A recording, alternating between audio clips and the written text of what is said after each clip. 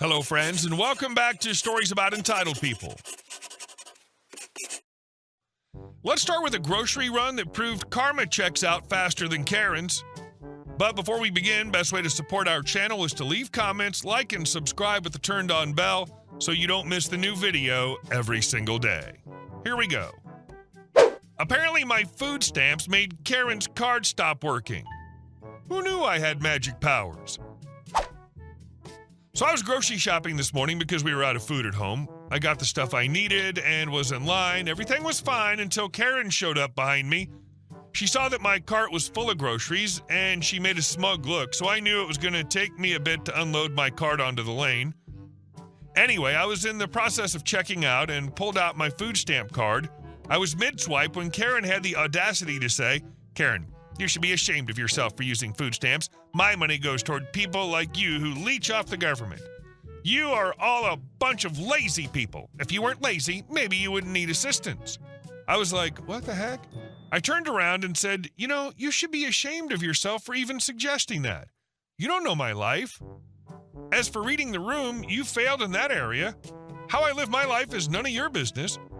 She proceeded to say a lot of other things, and I just left. On my way out, I heard the cashier say her card was declined and she needed another form of payment.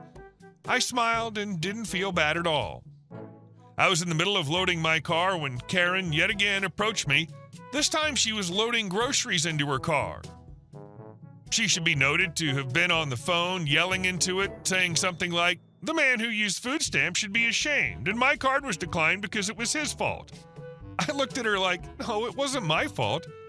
She saw me, I saw her, I ignored her. She then looked at my car, it's a 2007 Honda CR-V, and said, "Karen, you don't have money for groceries, but you have a nice car? That doesn't make sense." I looked at her car, which was a nice Cadillac, and said, "Well, I take good care of my car, that's why it looks nice." Also, I continued from where I left off in the store, saying, "You had no right to say the things you did toward me just because you didn't like my cart being full and using stamps to pay. So take your rude butt assumptions and shove them somewhere else. Good day, ma'am." I slammed my door and left. Didn't feel bad at all. I don't know why people can't just go through life just minding their own damn business. Don't they realize it makes life so much easier? I'm sorry you had to deal with it, Karen. Unfortunately, supermarkets are their habitat. And our second story. Karen grabbed me in a grocery aisle. The security cameras caught everything. A bit of background information. I didn't have a good day yesterday. I've not had a good day in a long time. When I got out to the store, I try and go off hours so it's not busy. In this case, I had to pick something up right after work, so rush hour. I'm visiting the Big Blue Box store, and I'm just grabbing a few last-minute groceries. I go to grab a jar of pasta sauce from an end unit, and there are 5 jars left, pushed all the way at the back. I pull them forward to see what flavors they might be. I pick the one I want, and out of habit from a job 15 years ago, I face the rest at the front. Since I'm only grabbing 3 things, I don't have a cart or basket, just carrying my things. I turn to make my way to the cash registers, and behold, don't walk away from me. I'm waiting to talk to you. Not in the mood. I just shoot back. What part of my black and red hoodie suggests that I work here? Her, you're straightening shelves. Only employees do that. Me, right, because a normal person would shove everything to the back. Her, don't use that tone with me. I'm a paying customer. I just turned to walk away, thinking if I don't, I'll get mean. As much as I had a fantasy plan in my head for how I'd ever deal with a situation like this, I was just grumpy. She then grabs the back of my sweater, and because all that I'm carrying is slightly awkward, I drop my pasta sauce. She starts making a comment along the lines of, "Way to go," but ignoring her, I walk to the next aisle where conveniently is an intercom phone. Me on the PA. "Can a manager please come to grocery aisle 7? She gets a smug look, thinking she's been right all along. "And tell this effing moron that I do not work here." When someone showed up, she told them that I was calling her names and threw the jar of sauce at her. The manager took another jar off the shelf, handed it to me, and said, "That's funny. I was in the back checking something else on the cameras and saw the whole thing happen. How about you get out of the store before I decide we need the cops involved?" She huffed and puffed and walked away like an angry Looney Tunes character. Manager apologized and asked if I was all good. I apologized for the mess, and we had a quick laugh at the fact that he'd never had someone use the PA to call for help. Feels good to laugh these days. What terrific self-control. Instead of clocking her in the face, you called a manager while calling her out all over the PA system? It's a good thing you did, too. Clocking people is generally illegal. I hope today's better for you. And our next story. Entitled Karen harasses a disabled patient and ends up escorted out by police. I'm a 33-year-old female RN. I work at a local clinic during the day and pull night shifts in the ER. I'm married with 3 kids, and this story took place during what started as a completely normal day at the clinic. It was quiet, just your usual patients with sniffles, sore throats, and sprained ankles. That was until Todd walked in, accompanied by a gorgeous border collie in a service vest. Naturally, everyone in the front office, myself included, melted at the sight of the pup. Nicole, my administrative assistant, greeted him with the usual script and handed him paperwork to fill out. While he worked on that, I approached to ask what brought him in. "Hi, sir, what's going on today?" I asked. "I've been having trouble breathing through my nose and feel a lot of chest congestion." "I'm sorry to hear that," I replied, then gently asked, "If you don't mind me asking, what do you use your service dog for?" "Yes, that's legal under ADA rules." "I have Usher syndrome," he said. "It causes progressive vision and hearing loss.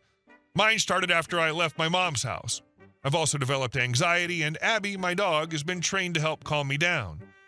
I offered to help with the forms, but he declined. "I can still see, just blurry sometimes, but thank you." Before I went back to prepping his exam room, I complimented Abby. "She's so sweet. What breed is she?" "She's a 3-year-old border collie. Been my best friend since she was a pup. I don't know what I'd do without her." After getting the room ready, we heard the front door chime again. Another patient. Nicole greeted the woman, who we quickly nicknamed Karen, think angry Kirstie Alley vibes, and gave her a clipboard. Karen sat a few seats away from Todd and immediately began throwing side eyes and grunts in his direction. When Todd walked to the desk with Abby helping guide him, Karen's discomfort turned into visible disdain. She marched up to Nicole. "Here you go," she said, shoving the clipboard back, half blank. Nicole, trying to stay calm. "Ma'am, it looks like your paperwork isn't complete. Can I help you?" Karen crossed her arms. "I don't feel comfortable here." "Oh no, I'm sorry. How can I make you feel more welcome?" Karen's voice went up an octave. "You can start by getting rid of that filthy flea bag." Nicole blinked. "I'm sorry, but that's not something we can do." Karen scoffed. "Why not? It's unsanitary. This is supposed to be a sterile place." As if on cue, Abby perked up at the sound of a nearby ambulance siren and let out a soft howl. Karen screeched, "Shut up, you filthy mutt!" Todd tried to calm Abby. "Sorry." "Shh, Abby, it's okay." He tugged her lead gently. Karen wasn't done. "That's not a real service dog. He probably bought the vest off eBay. Lying little crap." Nicole stepped in. "Ma'am, please don't speak to other patients that way. That is a trained service dog." Karen snapped back. "I want to speak to your provider. I'm not sitting here with that disgusting animal." Nicole called me up front and filled me in. I approached Karen with my most professional smile. "Hi, ma'am, how can I help?" Karen, all faux sweetness. "I came in for a lady problem, but this beast keeps howling and panting and stinks. I asked your receptionist to remove it, but she won't." I explained the ADA laws clearly. "I'm sorry, ma'am, but we're not allowed to discriminate against service animals. The dog is legally allowed to be here." Karen exploded. "He's abusing that animal. You people are sick." "Ma'am, please calm down. If you'd like to be seen, I can take you to an exam room." Karen cut me off, jabbing her fingers toward Todd. "I want to see that dog's papers." I physically stepped between her and Todd. "That's not required by law, and you're not permitted to demand documentation." Karen snapped. "Why should I leave? That faker and his dog should leave." "I'm sorry, but with your behavior, I cannot treat you. You need to leave the clinic." Karen shouted. "I can say whatever I want, and I'm not leaving." While I dealt with her, I missed the signs. Todd was clearly distressed. Abby picked up on it first, rising to alert him. Todd suddenly stood up, grabbed her lead, and collapsed, smacking his head against a chair on the way down. I spun around as he hit the ground. "Nicole, get the RN and MA now." Karen shouted, "Oh, please, stop faking, you moron." Then, unbelievably, she kicked Todd's boot. Nicole returned with the medical team. We rushed to Todd's side, and Nicole asked Karen to step back. Karen yelled, "He's faking it. I told you that dog shouldn't be here." That's when I lost it. "Shut the hell up." Not my proudest moment, but I was scared and furious. The room went silent. Nicole called 911. My team and I checked Todd's vitals, cleared his airway, examined his head and neck for trauma, and started an IV line as a precaution. His breathing was shallow and his pulse was erratic. I checked his pupils and blood pressure while my MA prepped him for transport. It was the longest 20 minutes of my life. Eventually, the ambulance arrived. As Todd was loaded into the gurney, police came in behind the medics. Karen, still oblivious to how far she'd crossed the line, no one's even asked how I'm doing. I turned to the officers. "Please remove her. She assaulted a patient and disrupted care." Karen shouted as she was escorted out, "You should be arrested for allowing that beast in here." The officer rolled his eyes. "That's enough, ma'am. Let's go." We pressed for a trespassing order against Karen. Thankfully, we haven't seen her since. Todd spent the night under observation at the ER for head trauma and cardiac arrhythmia, but made a full recovery. His family was understandably furious and has filed assault charges against Karen. I've been in contact with their lawyer and offered my full statement. Abby, as always, was a hero. And frankly, Karen's meltdown just proved how important service dogs are for people like Todd and for everyone else who now knows what not to do when you see one. Just want to put it out there to everyone that if you are to encounter a person with a service animal, you are not to approach the animal and distract them from their work.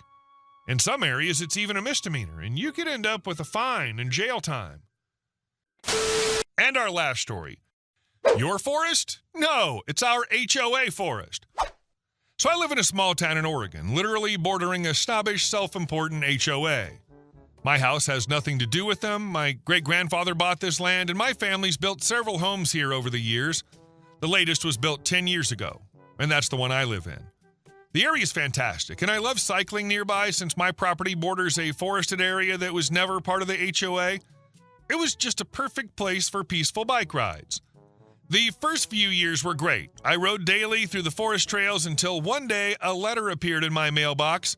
Fine for illegally cycling on HOA territory, $200. I was amused, laughed, and tossed the letter away, but then the fines started coming every month, each one increasingly aggressive. Second violation, $400 fine.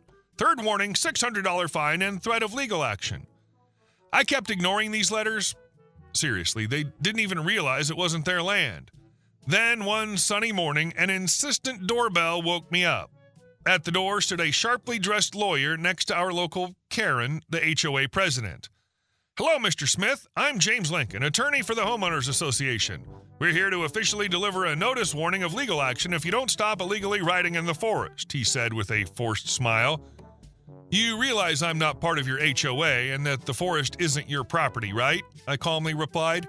Karen jumped in sharply. "Mr. Smith, we have standards. We won't allow just any drifter to ruin our environment." I laughed. "Drifter? Are you serious right now? This is my land." Karen waved dismissively. "Please, you clearly don't know your property boundaries. I suggest you hire a lawyer or you'll soon have legal issues." Her comment irked me, and I decided it was time to show them who was boss. The next few days, I spent installing bright private property signs and several solar-powered cameras in strategic spots. Most of them were dummies, but they looked convincingly real. Then I contacted a lawyer friend who sent an official letter to the HOA warning about their trespassing. The letter clearly stated that I had video evidence of repeated intrusions by HOA members onto my private property. Just 2 days later, Karen called me. "Mr. Smith, we urgently need to meet. There's been some mistake." "No, Karen, I only deal through lawyers now. Have a nice day," I replied cheerfully before hanging up. For the next several months, I happily cycled through the forest, watching through my Rio cameras as HOA residents gave my property a wide berth. No one bothered me again. And Karen even hired surveyors to verify the boundaries. When they confirmed my claims, she was forced to apologize to the residents for the inconvenience. The HOA never troubled me again, and the dummy cameras still hang there, protecting my peace. Moral of the story? Check your documents before starting a war. Or just don't mess with people who know their rights. Dummy fake camera costs $6.99. The ability to shut Karen up? Priceless.